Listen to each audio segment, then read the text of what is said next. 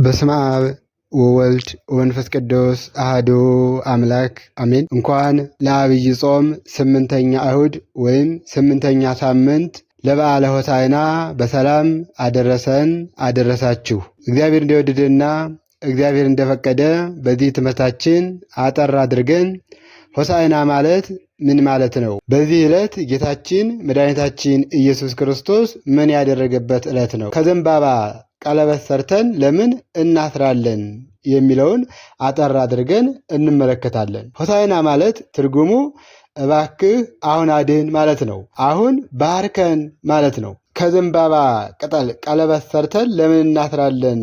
ማሰራችንስ የምን ምሳሌ ነው ካለ ደግሞ ይኸውም ጌታችን መድኃኒታችን ኢየሱስ ክርስቶስ ለአባታችን ለአዳም የሰጠውን ቃል ኪዳን ለማስታወስ ነው ማለት ነው።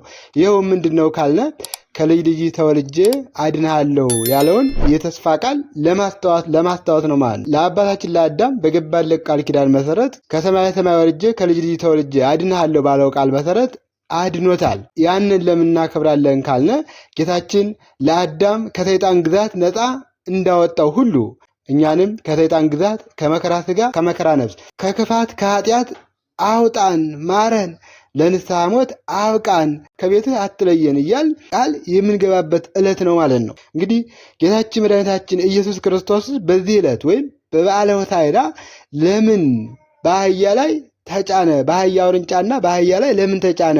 ለምን በፈረስ ላይ አልተቀመጠም ካል ደግሞ እንግዲህ ይኸው ምንድን ነው ካልነ ትንቢቱና ምሳሌውን ለመፈጸም ነው ማለት ነው። ትንቢቱስ ምንድን ነው ካልነ በዚህ በትንቢተ ዘካርያስ ምዕራፍ 9 ከቁጥር 9 ላይ ስንመለከት አንቺ የጽዮን ልጅ ሆይ እጅግ ደስ ይበልሽ፣ እልል በይ፣ እነሆ ንጉሥሽ ጻድቅና አዳኝ ነው፣ ትሑትም ሆኖ በአህያይቱ ግልገል በውርንጫ ላይ ተቀምጦ ወደ አንቺ ይመጣል ይላል።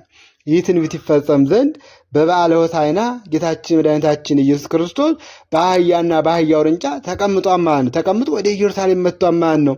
በአህያ መቀመጡ ስለምንድን ነው ካልነ ትህትናን ለማስተማር ነው። አህዮች ትሑታን ናቸው። ረጋ ብለው ነው የሚሄዱት። በቀላሉ ሰው ልውጣ ቢል በቀላሉ ይወጣባቸዋል። በቀላሉ ሰው ሊያዛቸውን በቀላሉ ይይዛቸዋል።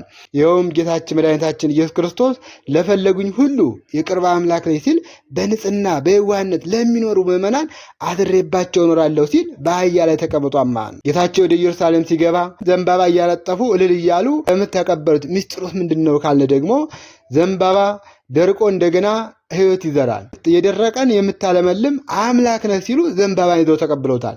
ዘንባባ የሰላም ምልክት ነው። የሰላም አምላክ ነህ ሲሉ ዘንባባን ይዘው ተቀብለውታል። ዘንባባ የደስታ መግለጫ ነው።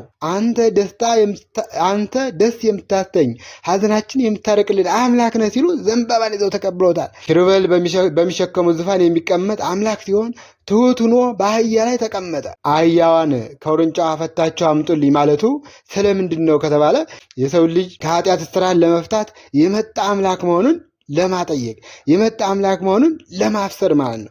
ደቀ መዛሙርቱ አህዮችን ፈተው ማምጣታቸው ስልጣነ ክህነታቸውን ያመለክታል። ለቅዱሳን ሐዋርያት ስልጣን እንደሰጣቸው ከኃጢአት ማሰሪያ እንደሚፈቱ ለእነሱ ስልጣን የሰጣቸው መሆኑን ለማመልከት ነው። በምድር የፈታችሁት በሰማይ የተፈታ ይሁን፣ እናንተ በምድር ያሰራችሁት በሰማይ የታሰረ ይሁን ያለውን ቃል ለማጠየቅ ነው ማለት ነው። በአህያዋ ላይ ልብሳቸውን ማንጠፋቸው ደግሞ የማትቆረቁር የወንጌል ሕግ ሐዲስ ኪዳንን ሰራህልን ሲሉ በአህያዋ ላይ ልብሳቸውን አንጥፈውለታል። በአህያዋ ላይ የተቀመጠው ሰው በፈረስ እንደተቀመጠ ሰው ፈጥኖ አያመልጥምና ጌታችን ኢየሱስ ክርስቶስም ከፈለጉኝ አያጡኝም ሲል በአህያ ላይ ተቀምጧል ማለት ነው። አህያን ያልናቀ አምላክ አህያን ያልተው አምላክ እኛንም ከኃጢአት ርቀን ብንፈልገው ማደሪያዎች ሊያደርገን ፈቃዱ እንደሆነ ሲነግረን የአህያዋን መፈታት የፈለገ ጌታ እኛንም ወደ ካህናት ቀርበን ኃጢአታችን ተናዘን ከበደል ከእስራት እንድንፈታ ይፈልጋል ማለት ነው። ወደ ኢየሩሳሌም ሲገባ የኢየሩሳሌም ሰዎች አይሁዳውያን ሁሉም ወጥተው ሆሳዕና በአርያም፣ ሆሳዕና ለወልደ ዳዊት፣ ሆሳዕና በአርያም እያሉ ኢየሱስ ክርስቶስን አመስግነውታል። ጌታችን መድኃኒታችን ኢየሱስ ክርስቶስ ወደ ኢየሩሳሌም ሲገባ ወደ ኢየሩሳሌም ከተማ ሲደርስ የኢየሩሳሌም ከተማ ከጫፍ እስከ ጫፍ በእልልታ ተነዋወጠች ይላል። የእልልታ ድምፅን አስተጋባች ይላል። ጸሐፍትና ፈሪሳውያን ካህናቱ ሊቃነ ካህናቱ ወጥተው ሲመለከቱ ሕፃናቱ በአንድ ላይ ሆነው ሆሳዕና በአርያም እያሉ ይዘምሩ ነበር።